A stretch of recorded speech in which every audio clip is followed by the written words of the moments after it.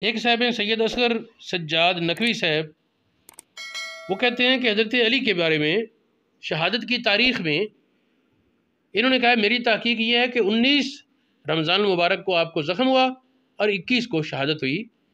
یہ بالکل قرینہ قیاس ہے۔ میں نے پچھلے دنوں اس موضوع پر ایک مضمون ریکارڈ کرایا ہے جس میں نے بہت سے حوالہ جات سے مختلف تاریخوں کا اشارہ دیا۔ ایک بات میں نے کہی کہ تیسرے دن سے آگے نہیں گزرے حضرت علی شہادت کے بعد، جس دن زخم ہوا دوسرے دن نہیں اور تیسرے دن آپ کی شہادت واقع ہو گئی۔ ساری روایات میں یہ بات مشترکہ ہے۔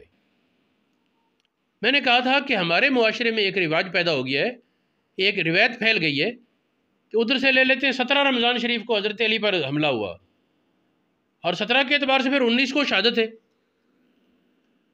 لیکن دوسری روایت کا حصہ تھا 19 کو حملہ اور 21 کو شہادت، وہ 21 کی شہادت لے لی۔ یعنی دو روایات کو جمع کر کے معجون مرکب بنا لی لوگوں نے۔ یہ غلط ہے۔ یا تو یہ کرتے کہ 17 کو حملہ اور 19 کو شہادت مانتے، یا جس طرح یہ صاحب کہہ رہے ہیں اصغر سجاد نقوی صاحب کہ 19 کو حملہ اور 21 کو شہادت، تو اس میں کوئی بات نہیں، یہ بالکل قرینہ قیاس ہے اور کئی کتابوں کے موافق ہے۔